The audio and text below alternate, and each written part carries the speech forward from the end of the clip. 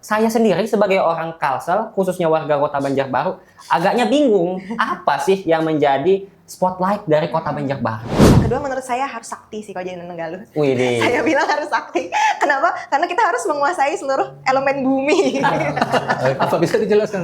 Purun juga bisa jadi primadona gitu. Kampung Purun ya. Ya, karena kan begini, biasanya masyarakat kita ini kan, ya karena menyaksikan tadi gitu, Ya. betul ya gitu. Ternyata Banjarbaru sekaya ini kan dari seni budayanya. Dan ada tambang intan tadi ya. Kayaknya tagline miniatur Indonesia ini harus dimasifkan deh. Karena jujur, saya pribadi nih baru dengar istilah Banjarbaru miniatur Indonesia itu di sini. Nah, ini dituntut kreativitas dari pemerintah daerah setempat gitu. Kalau tadi kita bicaranya, Muris nanyakan terkait dengan PAD, ini tantangannya gitu. Nah, makanya kita titip dengan wali kota yang baru. Betul. Titip Ulisa. Titip pulsa. Banjarbaru itu kita pernah menggalakkan kegiatan Banjarbaru 1000 kopi. Dan kami ngelis tempat kopi dan tempat destinasi ngopi juga di situ. Jadi, ayo ke Banjarbaru.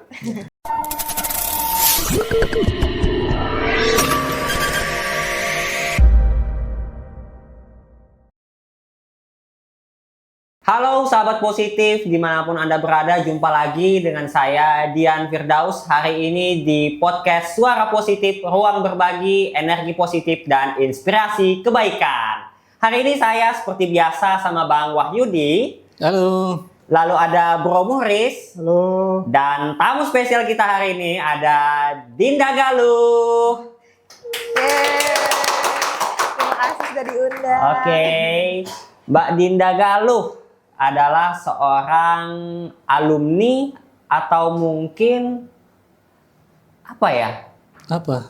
duta wisata lebih tepatnya. Tapi saya nggak tahu nih apakah dia alumni karena dia dulu terpilih sebagai duta wisata ya di tahun berapa Mbak Dinda? 2024. 2024. Nah, nanti kita bakal kulas lebih dalam, bicara lebih dalam dengan Mbak Dinda Galuh hari ini terkait hal-hal seputar pariwisata.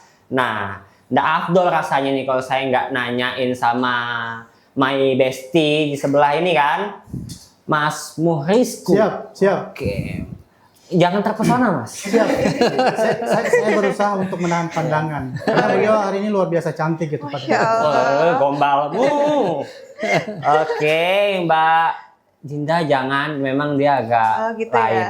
Oh ya, terima kasih wejangannya. Oke, hari ini kita seru banget. Kalau kita mau berbicara pariwisata ya, aku tuh ngerasa Banjarbaru ini benar-benar layak untuk dibicarakan. Karena kalau kita berbicara wisata, pertama kita ini posisi ada di Banjarbaru. Banjarbaru sekarang posisinya adalah ibu kota provinsi Kalimantan Selatan. Betul. Betul. Punya bandar udara juga sehingga menjadi akses keluar masuk turis di Kalimantan Selatan. Nah, kita pengen tahu apa sih gitu tantangan terkait pariwisata di Kota Banjarbaru ini. Karena kalau kita berbicara tren pariwisata ya Bang Wahyudi ya, Kalimantan Selatan ini saya sendiri sebagai orang Kalsel, khususnya warga Kota Banjarbaru, agaknya bingung apa sih yang menjadi spotlight dari Kota Banjarbaru. Widih. Widih. Tapi sebelum kita ngobrol tentang masalah pariwisata itu, kita mungkin mau kenalan dulu nih lebih lanjut dengan Mbak Dinda gitu. Mbak Galuh, Mbak Dinda. Jadi nama panjang beliau Mbak Dinda Galuh. Wulandini. Nah, kebetulan beliau ini kan tadi duta pariwisata. Kebetulan kalau di Kalsel ini namanya Nanenggaluh ya. Nah, mungkin bisa diceritakan sejak kapan mulai ikut bergabung di kalau di Kalsel namanya duta pariwisata apa sih namanya sebenarnya? Mungkin bisa dijelaskan gitu. Oke. Ya. Mungkin kalau dari saya tertariknya ikut Nanenggaluh dari SMA malah. Jadi SMA saya tuh tahu dari SMA ngelihat kakak tingkat dan teman satu angkatan itu jadi anggota Nanenggaluh. Menjabat jadi Nanenggaluh dan Tapi waktu SMA pernah ikut sudah? belum pernah. Tapi tertarik ya? Iya, tapi tertarik. Oh, iya. Dari situ mulai mengamati dulu. Dari kelas 11, kalau nggak salah, kelas 2 SMA, saya ngamati 1 tahun, 2 tahun. Lalu di akhir masa SMA, itu ketika saya lagi menunggu masa pengumuman SBMPTN. Sekarang, kuliah ya? sekarang SNBT kalau nggak salah namanya ya. Pengumuman kuliah. Terus pas banget, itu kan bulan Juli Nanenggaluh itu bukanya. Tahun? Tahun 2019 kalau nggak salah. Iya. Ya. waktu saya lagi nunggu tuh saya terus tanya ke kakak tingkat, Kak kalau misal mau daftar sekarang, tapi ini posisi lagi nunggu nih, nunggu mau pengumuman kuliah. Saya waktu itu daftar ke Brawijaya. Widiu. Iya, SNBP tadi yang prestasi ya? itu yang tes. Oh yang tes. Kalau yang prestasi SNMPTN. Oh, Yang undangan. Iya. Undangan. Nah, lalu ketika saya tanya, ternyata beliau tidak menyarankan gitu. Kalau memang mau kejar kuliah dulu karena kegiatan Nananggaluh itu banyak di Banjarbaru dan padat. Gitu. Takutnya banyak hal-hal positif yang malah kelewatan gitu. Kalau habis misal menang lalu ditinggal gitu untuk kuliah gitu. Sudah ada kans menang dulu ya. Iya. Wah, dan ternyata menang lagi. Jadi akhirnya waktu itu di hold dulu sampai akhirnya saya kuliah 4 tahun ke Brawijaya, alhamdulillah keterima. Nah, ketika lulus sebenarnya waktu lagi skripsian itu sempat tertarik mau daftar lagi. 2023 kalau nggak salah. Tapi nanggung ya? Iya. Atau nanggung? Lagi bikin skripsi. Lagi bikin skripsi, lagi udah mau semhas itu. Terus pembukaan pendaftaran itu penutupannya kalau nggak salah itu tanggal 23. Saya semhas tanggal 17. Saya masih ingat sampai sekarang. Mepet banget ya. Mepet banget. Jadi ketika saya selesai semhas ternyata ada revisi dan kalau mau dapat cum laude itu saya harus mengumpulkan berkas sebelum bulan Agustus gitu supaya cum laude pas sebelum 4 tahun gitu. Akhirnya yang saya kejar itu cum laude saya dulu di Univ, di kelulusan, baru habis itu ya udah saya lupakan dulu Nananggaluhnya. Oke. Iya. Tapi ininya keinginan untuk berkompetisi di Nananggaluh masih ada ya? Masih ada, itulah mungkin saking kelihatan apa ya, Nananggaluh itu dari saya SMA kelihatan banget positifnya, kegiatannya tuh mengarah ke positif gitu. Jadinya sampai saya akhirnya sempat kerja, saya kerja ke area Banua Anam. Kayak saya bilang tadi saya pernah ke Hulu Sungai karena saya kerja 3 bulan ke Hulu Sungai. Terus saya akhirnya resign dan daftar Nananggaluh. Dan alhamdulillah ternyata rezekinya memang di 2024 bisa. Dan menang ya? Menang. Nah sebenarnya perjalanan Ya Allah. tadi dari 2019 ke 2004 itu kan perlu waktu 5 tahun ya? Iya betul. Nah, tidak melupakan, anggapnya salah satu mimpi ya. Iya betul. Sebenarnya ketertarikan dengan Nananggaluh itu apa yang membuat ini saya mesti ikut nih gitu? Apakah passion mungkin? Ya atau apa gitu? Mungkin satu memang passion ya. Saya tertarik banget ikut dunia seperti Nananggaluh gitu. Yang jatuhnya pengabdian tapi juga pageantry gitu. Jadi setengah-setengah duta, setengah pageantry gitu. Habis itu saya juga lihat pengalaman dari kakak kelas waktu SMA.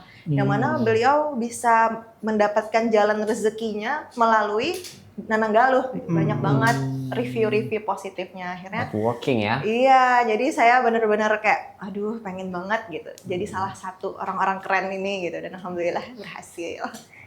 Nah setelah terpilih dari Nananggaluh 2024 ya, sebenarnya tugas utama Nananggaluh itu apa? Oke, Nananggaluh Banjarbaru itu tugasnya menurut saya lumayan berat daripada kabupaten kota lain. Widih. Kalau dibanding Banjarmasin juga lebih berat ya? Iya, karena dinas yang menaungi kami itu Dispora Budpar.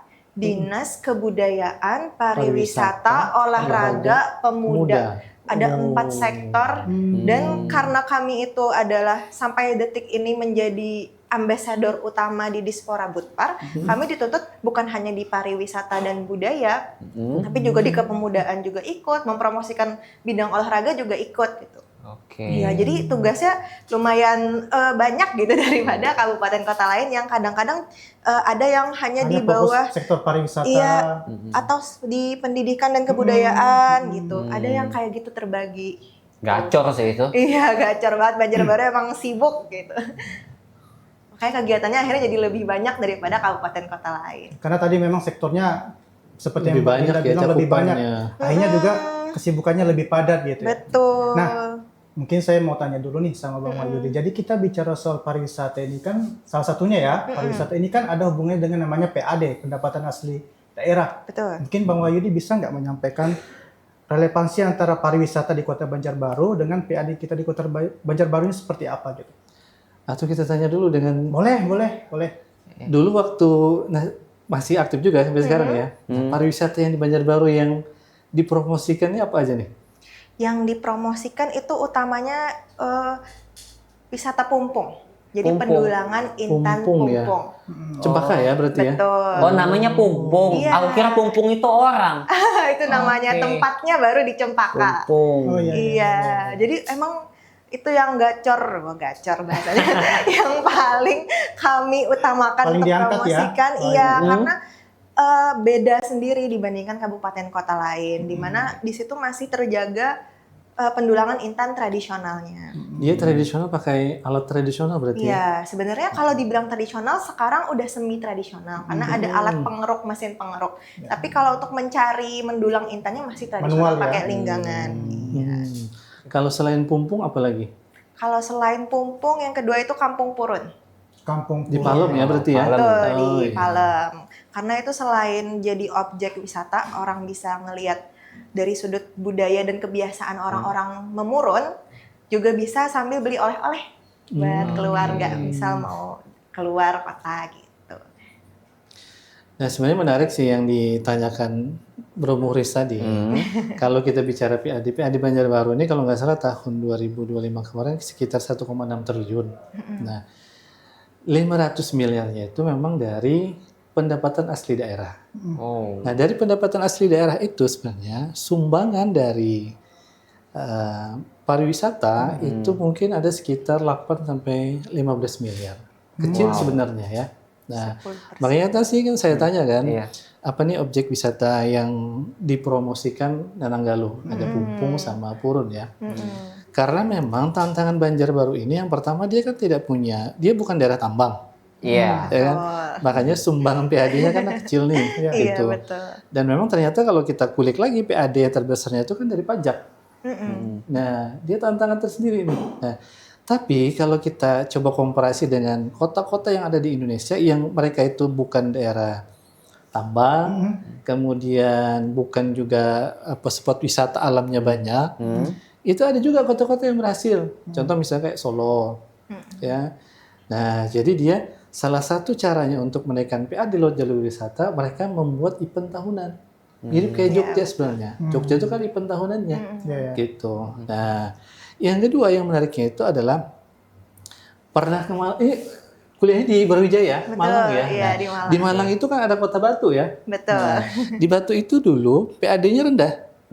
Tapi pada saat kemudian pemerintahnya mulai menggalakkan pariwisata, salah satunya itu adalah mereka bikin yang apa ya, Jatim Park 1, 2, 3 Sampai 3. gitu. Nah, itu yang mendongkrak PAD dari Kota Batu itu Malang ya. dari 40 sampai ke 400 miliar akhirnya PAD-nya gitu. Nah, tantangan Banjarbaru hari ini itu di situ sesungguhnya. Jadi sumbangannya masih kecil, tapi memang kita yang dituntut untuk kreatif tadi. Jadi kayak tadi misalkan Pumpung, bagaimana caranya nih Pumpung nih bisa jadi primadona gitu, Iya, ya kan? primadona. Kemudian Destinasi. apa namanya yang Purun juga bisa jadi primadona gitu. Kampung Purun ya. Ya, karena kan begini, biasanya masyarakat kita ini kan kalau terkait objek wisata itu kan kalau ada yang baru, foto-foto dan segala macam terus selesai gitu. Ya kan? Ada masanya begitulah. Nah, Happy sesaat ya. ya, Iya. jadi PR-nya sebenarnya tantangannya begitu, supaya berkelanjutan bagaimana gitu. Supaya jadinya tadi trademark-nya tetap terjaga, tapi juga wisatawannya juga terus ada dan naik gitu bahkan Iya. gitu. Sustainable ya. Kayak sekarang misalkan, saya sendiri misalkan kalau ditanya tentang Kampung Purun, saya belum pernah tuh ke Kampung Purun. Saya lewat aja sih Bang. Iya. Kalau Ya bilang kan? ke sana. Gitu. Tapi pernah dengar teman-teman yang ke sana, tantangannya kan begini sekarang, pedagang di sana mulai mengeluh karena yang datang ke sana mulai sedikit. Itu tantangannya begitu. Nah ini dituntut kreativitas dari pemerintah daerah setempat. Gitu. Kalau tadi kita bicaranya, Muris nanya kan terkait dengan PAD, ini tantangannya gitu. Nah makanya kita titip dengan wali kota yang baru. Betul-betul. Titip Pulisa. Titip pulsa. Nah, Emat tapi ini saya banyak. tertarik tadi. Ini kan ada 4 Iya. ya. Ada pariwisata, ada kebudayaan, ada pemuda, ada olahraga ya kan. Nah, kalau terkait dengan kebudayaan, ya kan, kalau Nananggaluh ini kan memang dia kiblatnya berarti budayanya budaya Banjar dong ya, Iya, betul. ya kan. Nah, kalau terkait budaya Banjar, apa yang Banjarbaru fokus atau lestarikan atau apa gitu? Oke. Jadi apa ya, khususnya dan istimewanya Banjarbaru adalah banyak banget kebudayaannya, nggak cuma Banjar. Jadi sempat kita dengar istilah Indonesia kecil untuk Banjarbaru. Dan itu Miniatur juga Indonesia lah ya. miniatur Indonesia, dan itu juga yang kami promosikan biasanya dan kami bawa ke provinsi kemarin.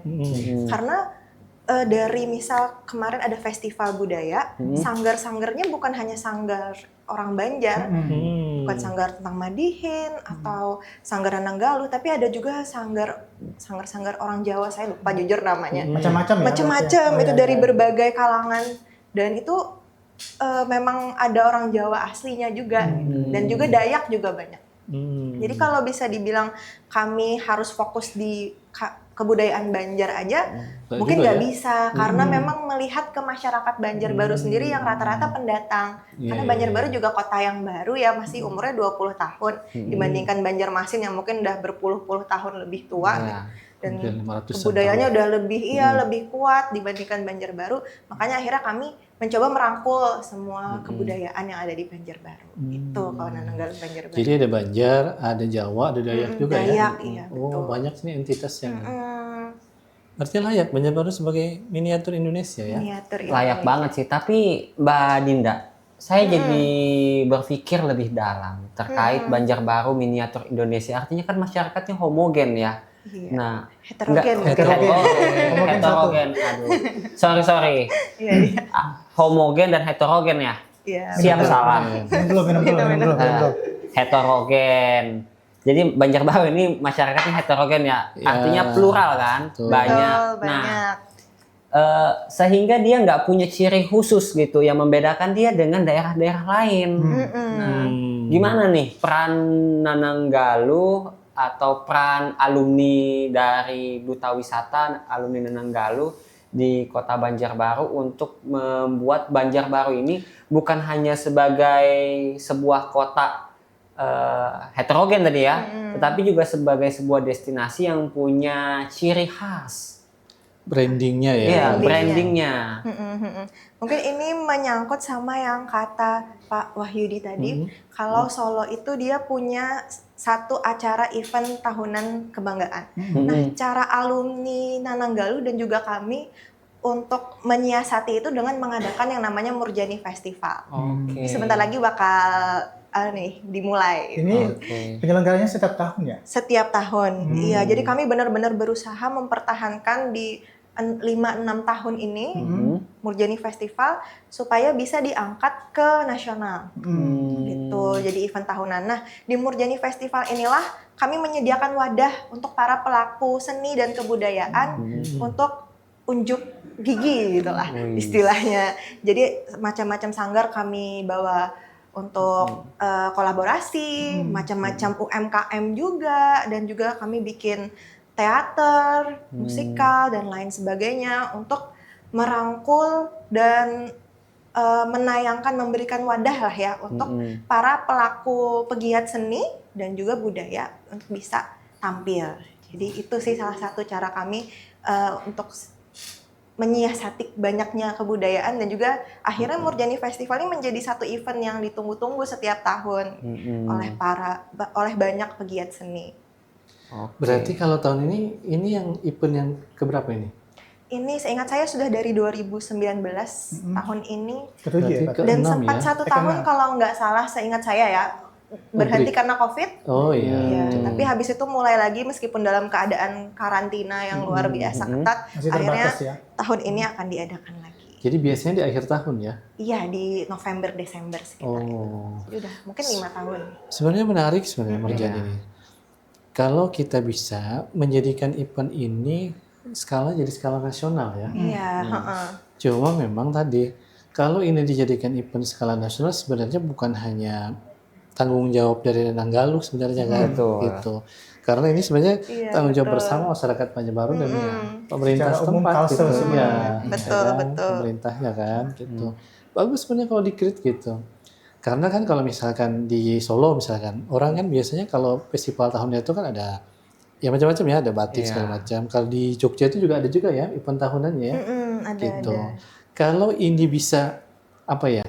kita gabungkan tadi, menarik ini sebenarnya.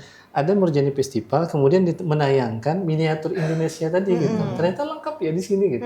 Ada Jawanya, ada Dayaknya, mungkin ada Sulawesinya juga gitu ya, ada Sumatera juga, ada Banjarnya juga gitu, ya kan? Jadi lengkap gitu di sini. Jadi kita mengatakan ini jadi miniatur agak bagus gitu. Tapi yang jadi PR nih Bang Wahyudi dan Mbak Dinda, kayaknya tagline miniatur Indonesia ini harus dimasifkan deh. Karena jujur, saya pribadi nih baru dengar istilah Banjarbaru miniatur Indonesia itu di sini. Dan setelah dipikir-pikir lagi ya ada benarnya juga. Karena tapi kan tinggalnya di Banjarbaru ya? Iya dong. Guntung Manggis Pride. Guntung Manggis Pride. Guntung Paikat Pride. Ya itu memang salah satu PR ya yang kita titipkan nanti ke Pemda juga. Termasuk juga sebenarnya ini kan bisa diusulkan juga lewat tadi lewat pemerintah daerah, lewat Nananggaluh juga bisa kita sisipkan gitu. Menjadikan Murjani Festival ini sebagai event tahunan yang berskala nasional tadi. Tapi catatannya kalau saya sih menurut saya ini harus melibatkan pihak swasta. Gitu. Jadi ada pihak swasta ya kan, ada UMKM, ada pegiat seni, ada pemerintah daerah. Jadi satu kesatuan tuh gitu. Jadi biar bobotnya itu memang masuk di skala nasional gitu. Karena kalau nanti masuk di skala nasional, dia akan berimpact kepada pendapatan asli daerah. Gitu. Akhirnya banyak orang yang dari luar Banjarbaru juga datang akhirnya ke kota Banjarbaru. Iya, karena menyaksikan tadi gitu. Oh ya betul ya gitu. Ternyata Banjarbaru sekaya ini dengan seni budaya. Dan ada tambang intan tadi ya. Betul. Apa tadi namanya? Pumpung. Pumpung. Cempaka. Iya. Nah ini juga jadi highlight yang menarik nih. Kalau dulu kita punya istilah namanya kampung pejabat. Habis itu singkatan dari kampung penjual jamu Loktabat ya. Betul. Saya kira tadi kampung pejabat itu isinya orang-orang pejabat. gitu ya. Ternyata itu ya tadi. Kampung pejabat penjual jamu Loktabat. Habis itu ada kampung pelangi. Nah, yang sebelum masuk ke kampung Purun kan. Nah, itu kan hype di awal ya. Booming di awal dan akhirnya tidak menjadi tren lagi Mbak Dinda. Nah, bagaimana sih gitu peran dari Nananggaluh ini istilahnya itu Kan tadi sudah dijawab, salah satunya kan Murjani Festival. Tapi kan kalau Murjani Festival itu Bang, dia itu kan miniatur kalau kita Indonesia. bicara PR begini, kalau bicara PR terkait apa namanya tadi masalah tagline sebenarnya terkait dengan sampainya tagline ini kepada semua masyarakat Banjarbaru sebenarnya pasti bukan di Nananggaluh kita titipkan gitu. Betul. Sebenarnya PR-nya kan PR pemerintah daerah. Betul. Tapi kita pengen tahu nih, Bang, itu kenapa bisa saya terjadi? lebih tertarik begini, saya lebih tertarik menanyakan ini. Tadi kan ada 4 tadi ya. Ada pariwisata, di budaya, ada pemuda, ada olahraga juga kan. Nah, Banjarbaru ini kan salah satunya itu kan dia dikenal juga sebagai kota pelajar. Betul. Ya kan, pelajar dan mahasiswa. Ya kan. Nah, irisannya dengan Nananggaluh terkait dengan pemuda lah. Itu biasanya gimana? Irisannya salah satunya anggota kami. Jadi yang dapat gelar ini rata-rata memang siswa dan mahasiswa Banjarbaru. Oh, Jadi asli akhirnya Banjarbaru ya? sebenarnya kalau asli juga enggak. Kami enggak apa-apa kalau memang bukan KTP Banjarbaru asalkan berkegiatan di Banjarbaru. Iya. Entah bekerja, kuliah ataupun SMA masih siswa gitu. Nah, yang pertama itu tuh mungkin yang mendapatkan gelar lah ya. Terus yang kedua kegiatan-kegiatan kami memang kalau dibilang kabupaten kota lain saya pernah dengar Gen Z banget gitu. Karena kami ngadakannya festival gitu, kegiatan di Murjani dan juga kami sering juga kunjungan-kunjungan roadshow ke kampus-kampus dan SMA. Nah, itu yang bikin kami fokus di kepemudaan juga. Nah, biasanya kalau roadshow itu apa yang disampaikan ke sekolah-sekolah misalkan? Kemarin kebetulan kami roadshow untuk mempromosikan pemilihan Nananggaluh. Yang tahun ini ya? Iya. Karena perizinan untuk ke sekolah itu lumayan susah, harus dari dinas pendidikan dulu baru kami boleh ke SMA. Jadi kami sekalian untuk promosi pemilihan dan juga promosi apa aja sih kegiatan Nananggaluh gitu, apa aja sih pariwisata di Banjarbaru yang harus kalian tahu. Jadi itu. Modalnya kalau mau jadi seorang Nananggaluh di Kota Banjarbaru itu apa? Karena saya nih Saya dulu Mau Bang. jadi nanang bisa.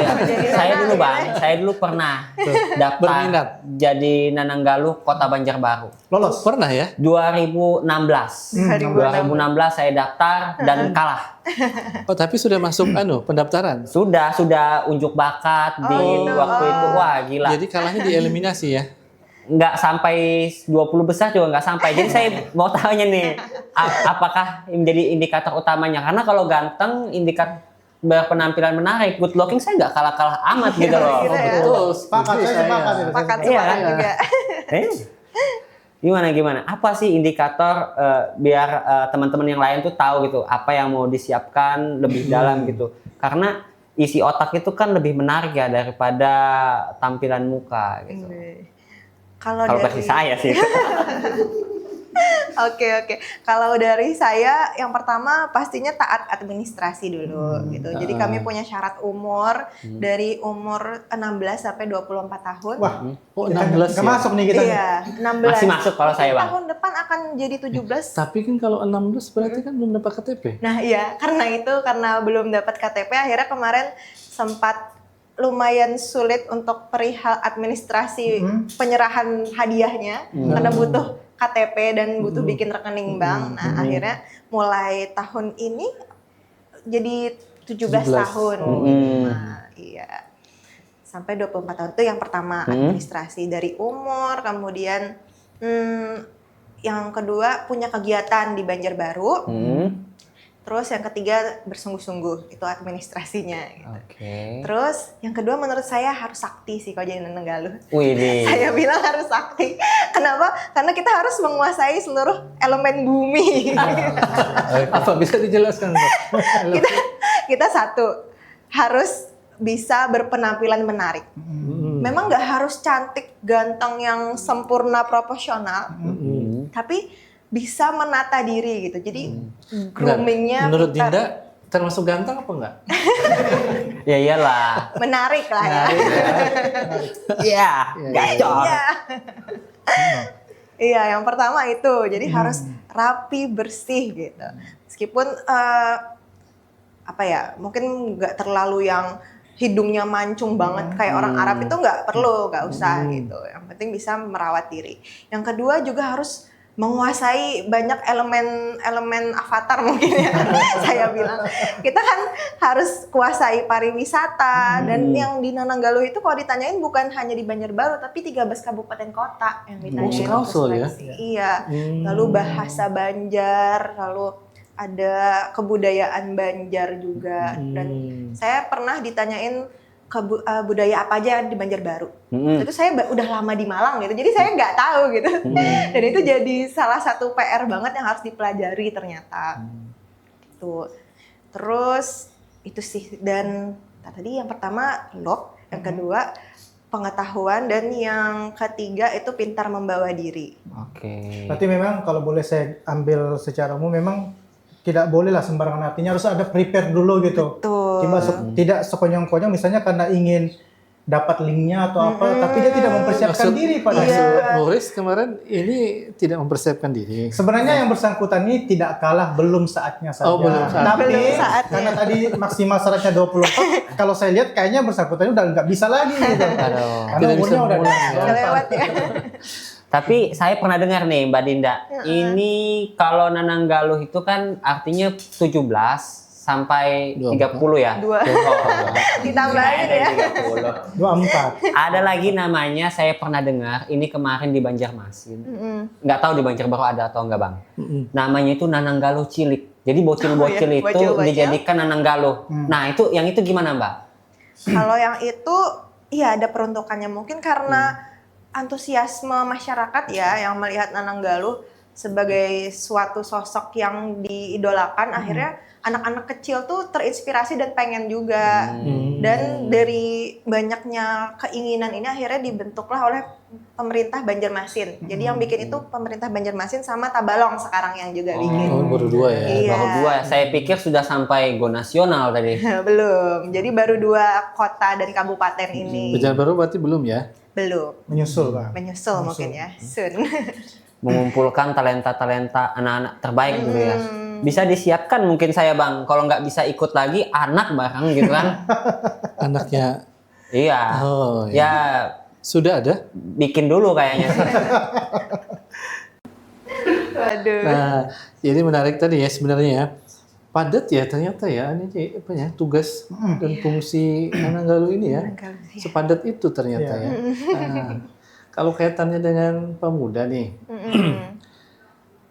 Kalau tadi kita bicara Banjarbaru ini kota pelajar dan mahasiswa, kira-kira menurut penilaian Dinda ada nggak yang bisa kita jadikan sebagai spot wisata edukatif untuk Banjarbaru? Spot wisata edukatif ya. Yang lebih besar dia edukasinya gitu. Mungkin yang pertama itu Museum Lambung Mangkurat. Karena udah museum, Iya, isinya betul. berbagai macam Sejarah ya. sejarah dan kebudayaan. Tapi satu fun fact-nya Museum Lambung Mangkurat itu sebenarnya milik Provinsi Iya. Kalimantan Selatan Oke. dan bertempat di Banjarbaru. Banjarbaru. Makanya kami itu sering lupa menyebutkan kalau Museum Lambung Mangkurat salah satu objek wisata di Banjarbaru. Kenapa? Karena selama ini yang kami tanamkan di kepala ini punya provinsi gitu. iya, betul. Jadi sekarang mau saya bahas lagi kalau ini Museum Lambung Mangkurat tempatnya di Banjarbaru. Mungkin meskipun bukan milik pemerintah, tapi kan ini di dalam Berlokasi di kawasan kota dan Banjarbaru. berlokasi di Banjarbaru. Iya. Ini juga salah satu objek wisata edukatif yang lumayan sering untuk dikunjungi bahkan dari anak TK, SD sampai SMP. Iya, Betul. iya, iya. Ada dulu kalau nggak salah zaman dulu itu tagline-nya ayo ke museum. Jadi anak-anak SD itu dibawa sama guru-gurunya ke museum. Nanti ada, saya ingat banget waktu itu, ada tour guide-nya, kakak-kakak ganteng.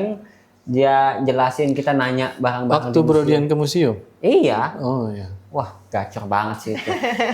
Saya dulu sempat berpikir, kayaknya keren sih. Jadi seorang, apa sih nama pekerjaannya yang tour guide di museum itu, Mbak Dinda? Kayaknya tetap Iya, tour guide tour juga. guide. Oh, tour guide juga ya? Iya, Iya, keren banget waktu itu jadi tour guide di museum itu. museum. Sebenarnya tantangannya kalau kita bicara wisata edukatif menurut saya tadi ya. Tadi kan tertariknya kan karena tour guide tadi ya. Iya. Tapi kalau nggak ada ya bingung juga Mungkin buta apa maps. ya, sebagian kita kalau dulu zaman saya sekolah ini nanti kaitannya dengan tour guide tadi. Kan salah satu pelajaran yang kita dalam tanda kutip tidak terlalu suka dulu sejarah. Sejarah. Kayaknya dengan beberapa teman lah. Iya, iya, iya. Padahal setelah kita lulus sekolah nih gitu ya, ternyata muatan sejarah ini kan banyak nilai yang bisa kita dapetin gitu.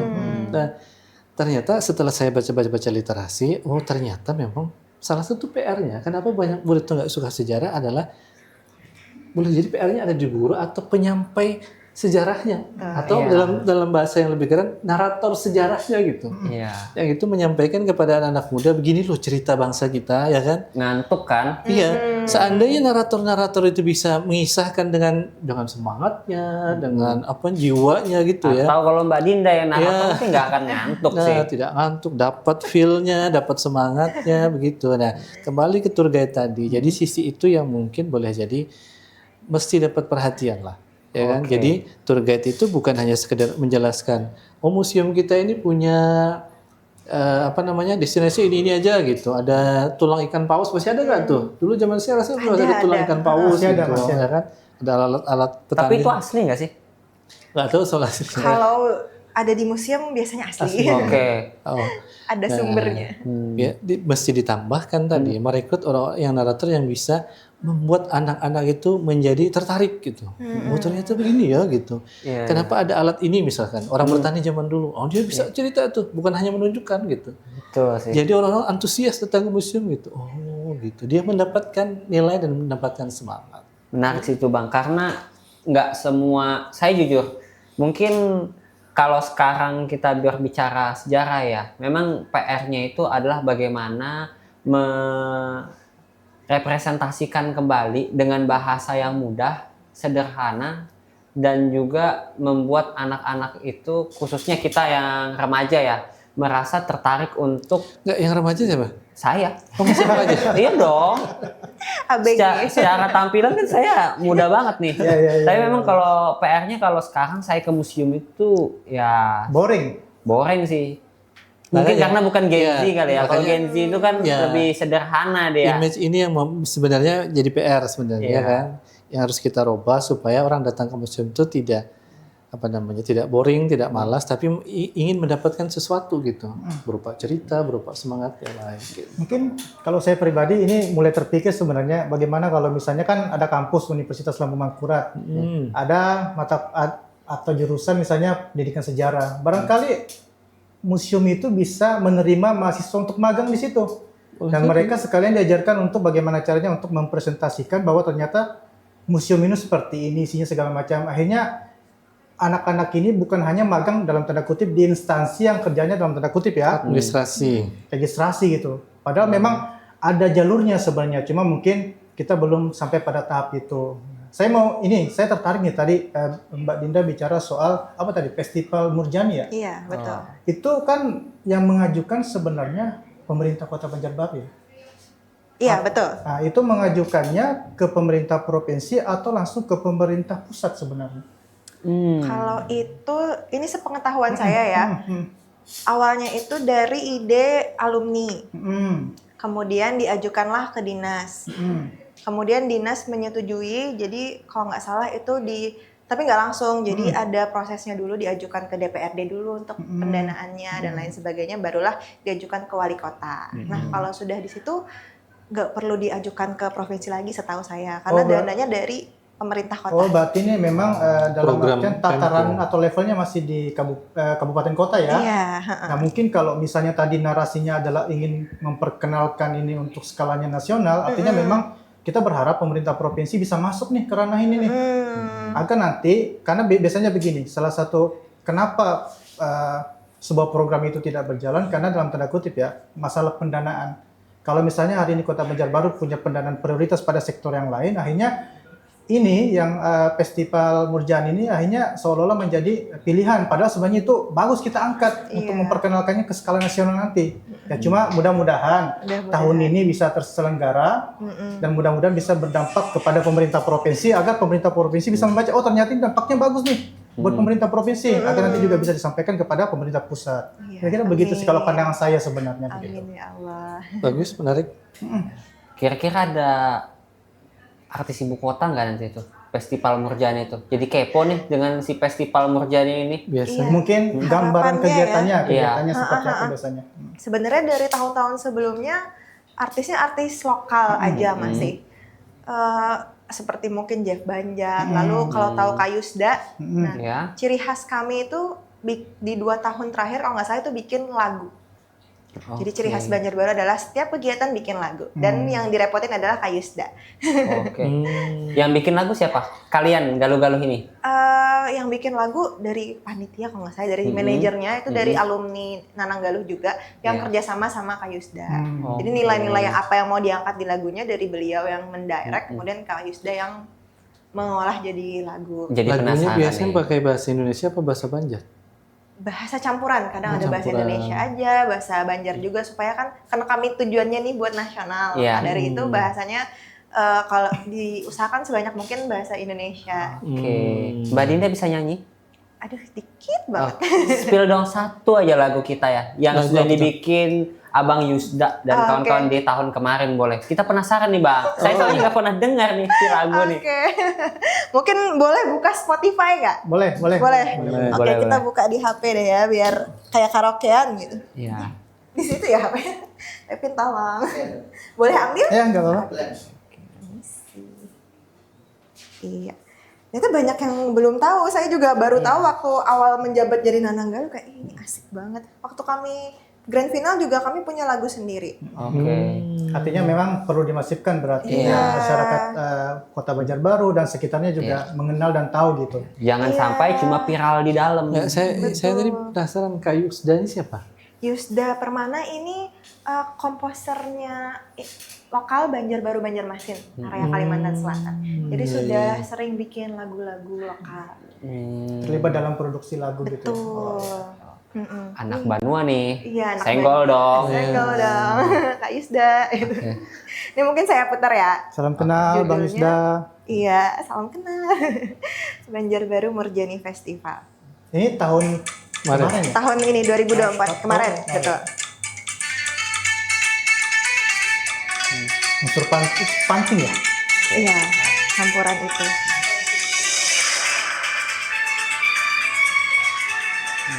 Asik juga intro. Mewah.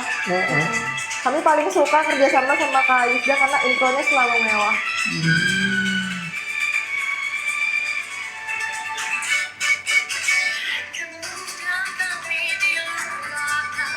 Oh, jangan-jangan habis ini dipakai karaoke nih habis ini.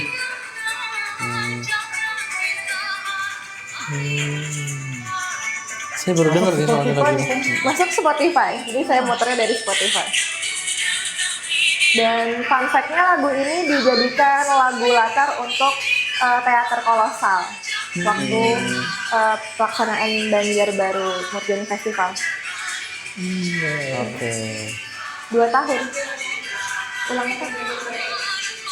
Hah? Apa sih? Maaf ya Kak. Di pause saja dulu, di pause saja. Oh iya, oke. Oh iya, ulang tahun Banjarbaru. Ulang tahun Banjarbaru kemarin. Oh, ini dipakai lagunya. Betul, dipakai juga. Keren sih. Iya. Keren Cuma lagunya. kita baru dengar. Mungkin Mungkin karena ya PR-nya nih pada gimana caranya sosialisasi ya. sosialisasinya ya. Karena kalau di Banjarmasin itu ada lagunya kan yang Ayo ke Banjarmasin. Nah kalau itu lumayan Iya. sering didengar kan. iya, Lumayan Banjar sering kita masih. dengar. Ah, gimana itu? Ah, Yang nyanyi kan yang itu ya. Ya sama ya si Jeff tadi ya. Jeff Banjar, Mm, iya. Jeff Banjar Banjar. itu.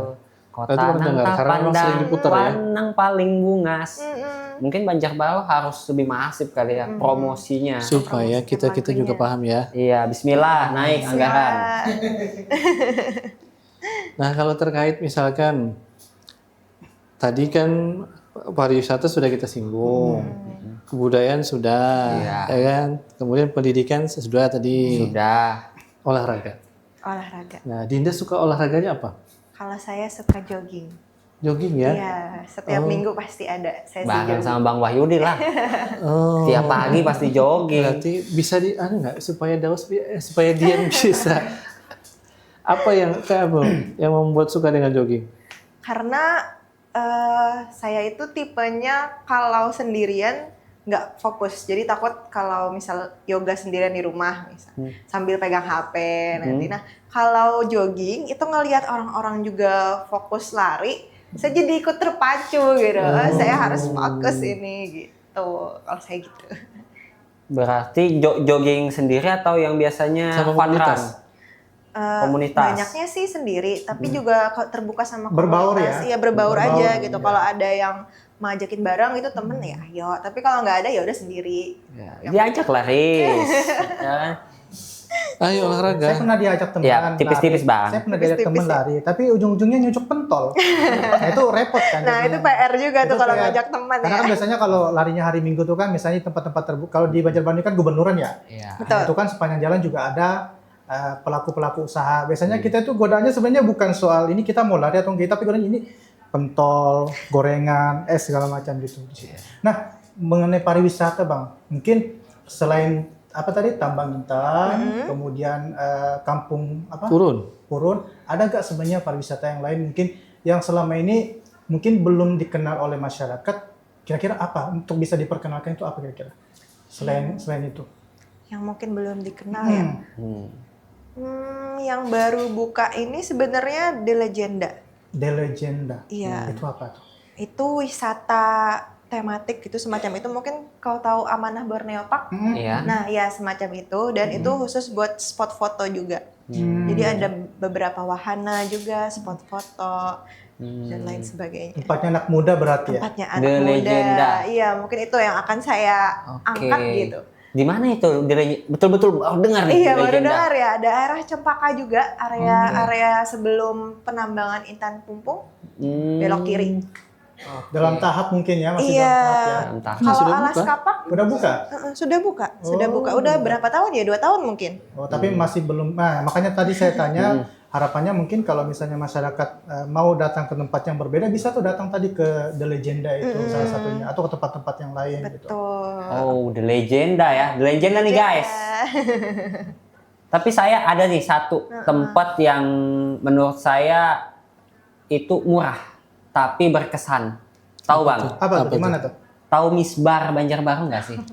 Misbar apa? Mis- Misbar? Misbar. Ya, jadi misbar itu ini yang ralat ya kalau saya Ini salah. wisata ya, tempat wisata. Kalau saya bilang ini tempat wisata. Ya, Iya. misbar tempat wisata ya, Iya, Mbak Dinda ya. Iya, betul. Jadi dia itu kan kayak ya kalau bahasanya abang-abangan kita ini Bang Wahyudi layar tancep Bang. Iya. Nah itu tempat nonton layar tancep Oh. tapi anak-anak muda. Kemarin itu kami tuh diputar film-film karya anak-anak SMA ya. SMA Mbak 2 Dinda. kemarin. SMA 2 ya. Nah tapi saya belum ada lihat nih event-event terbaru di Misbah padahal tuh. Iya, dekat Murjani itu juga ya. Iya, Betul, dekat jadi ya. di seberang Komet 1 kalau nggak salah. Sebenarnya Misbah itu konsepnya memang layar tancap ya Mbak Dinda ya? Iya, betul. Dia konsepnya itu dulu namanya Gerimis Bubar. Sekarang ada istilah baru tapi saya lupa jujur apa. Jadi memang konsepnya terbuka gitu. Ya. Dan ya udah kalau gerimis berarti kita harus bubar gitu sesuai namanya. Terus yang lumayan unik menurut saya adalah ada sistem tiketingnya di depan. Ya, jadi tertata gitu dan di depan itu emang disediakan ruang yang cukup luas juga untuk kita bisa berfoto, mungkin untuk antri tiketnya maupun mau sambil belanja karena di depan biasanya banyak paman-paman kaki lima yang berjualan. Itu sih menurut saya. Itu menurut saya unik banget loh Bang. Saya belum Misbah pernah itu. ke sana. Wah rugi sih Banjarbaru nggak kesana. Berapa sih? 5.000, 8.000? Lupa saya tiketnya Misbah itu murah banget. Itu tergantung kerjasamanya kalau nggak salah. Jadi Misbar sekarang itu punya Akademi Bangku Panjang ini kalau nggak salah ya. Nah kemudian dulu punya pemerintah lalu akhirnya diambil alih swasta dan sekarang itu ada sistem penyewaannya. Jadi udah nggak gratis lagi kalau orang mau menayangkan sesuatu di situ. Jadi tiketingnya itu tergantung dengan kerjasama sama anak-anak yang Jadi sekarang punya swasta ya? iya betul. Tapi itu kan destinasi ya yang membuat Banjarbaru unik dari daerah lain. Soalnya di Banjarmasin nggak ada tempat nonton murah seperti Misbah itu.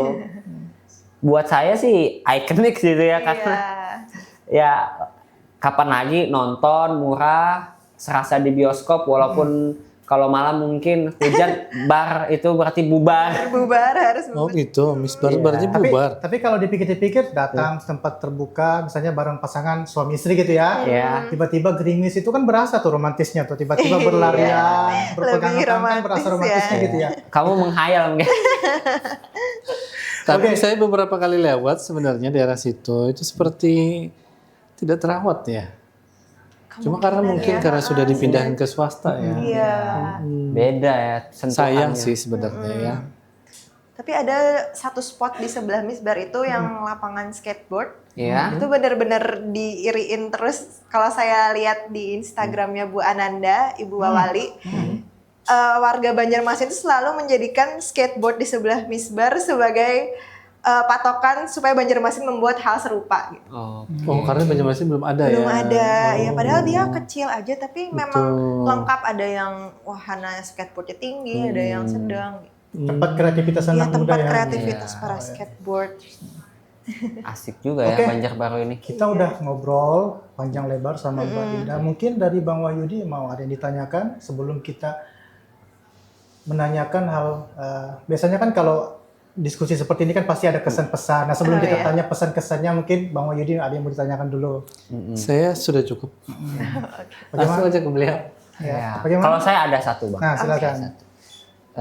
Sebenarnya saya pengen dengar cerita dari Mbak Dinda ini sebagai kesibukan sebagai seorang galuh Banjarbaru. Banjarbaru ya, pemuda dengan sejuta kesibukannya. Nah, gimana sih membagi waktu antara ya pekerjaan hari ini, kontribusinya terhadap daerah sebagai galuh Kota Banjarbaru gitu. Sehingga mungkin bisa memotivasi teman-teman kita yang lain. Betul. Oke, berarti cara bagi waktu ya? Yes. Kebetulan kalau baru menjabat dulu, saya memang nggak ambil pekerjaan apapun. Jadi full 6 bulan menjabat, mau fokus ke Nananggaluh dan juga fokus ke provinsi. Nah itu cara saya supaya fokus kontribusi dulu dan ini adaptasi kan. Saya baru dapat gelar baru nih. Jadi saya mau benar-benar adaptasi supaya serius lah dengan gelar yang sudah diamanahkan masyarakat Banjarbaru ke saya. Lalu baru setelah saya selesai kompetisi provinsi, nah baru ada kesempatan bekerja tuh. Pertama saya jadi penyiar dulu sebenarnya, penyiar radio di Nirwana sampai sekarang sebenarnya, cuman nggak seaktif dulu lagi. Penyiar radio. Penyiar radio, betul. Kacau sih itu. Dari Pantesan komunikasinya bagus gitu. Oh, iya, Rata-rata Masya Allah. penyiar itu saya lihat tuh nggak ada komunikasinya yang jelek. Alah, Itu ngambung terus rata-rata kamu bagus. Riz. Silakan dilanjutkan. Mbak. Oke, siap.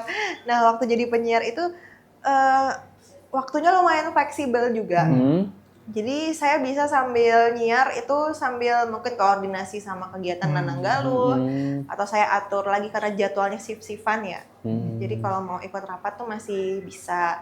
Terus nggak lama kemudian saya dapat tawaran lagi pekerjaan di Haja Enong. Nggak lama berselang. Prinsip saya kalau cari kerja utamanya apakah saya boleh mengambil izin di hari-hari tertentu kalau ada kegiatan Nananggaluh.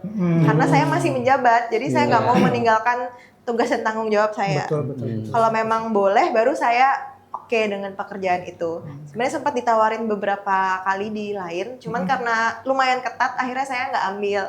Karena saya nggak mau meninggalkan Nananggaluh full gitu. Oke. Akhirnya Komitmen dan usaha tanggung jawabnya luar biasa. Iya, akhirnya saya cari pekerjaan yang menoleransi itu dan alhamdulillah dari stakeholder Haja Enong tuh malah sangat bangga ketika menerima saya. Ketika orang lain tuh, jujur ini saya sempat struggle juga waktu cari kerja karena orang waktu dengar saya Nananggaluh kayak sibuk nih emang bisa full di kerjaan gitu-gitu.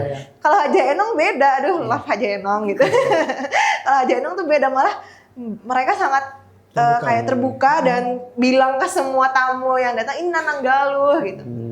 Dan selalu oke kalau saya izin Nananggaluh gitu. Asalkan tetap patuh pada aturan gitu. Mungkin seminggu jangan kebanyakan, seminggu full kegiatan Nananggaluh juga gitu. Harus ingat kerjaan gitu. Kalau dari saya cara bagi waktunya ya dari deal-dealan awal sih. Deal-dealan awal pekerjaan saya itu apakah ditoleransikah saya dengan kesibukan saya ini? Kalau memang enggak, mungkin saya nggak ambil.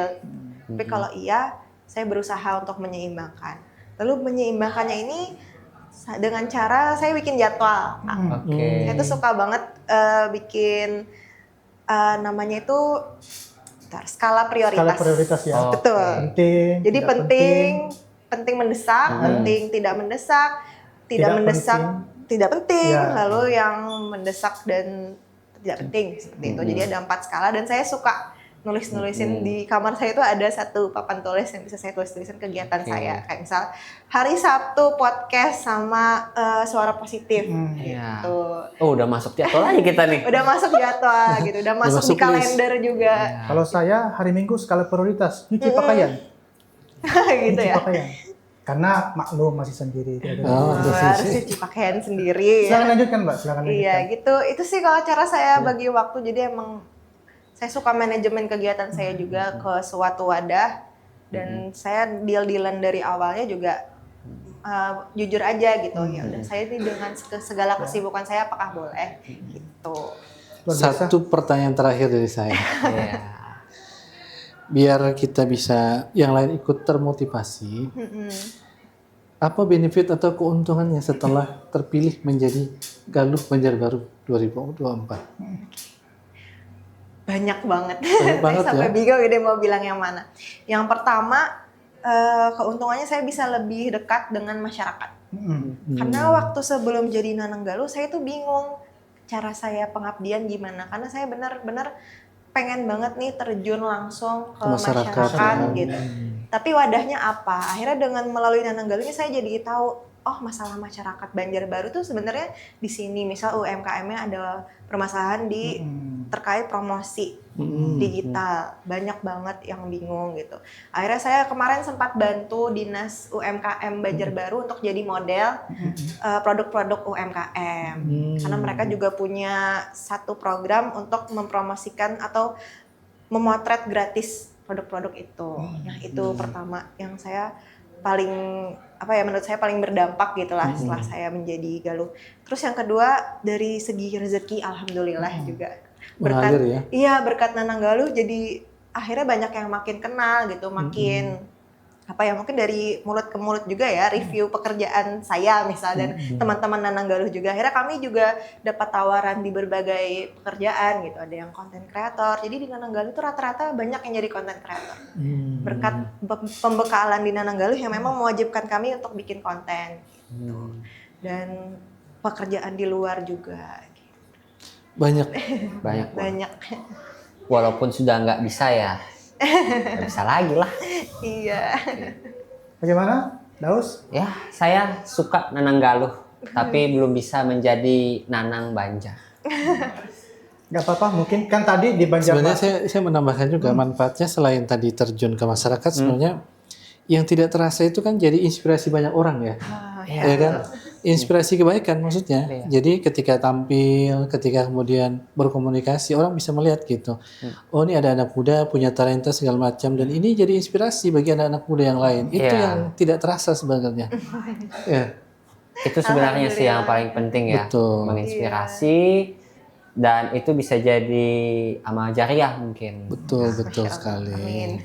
Nah, selanjutnya seperti biasa di episode-episode sebelumnya kita akan tanya.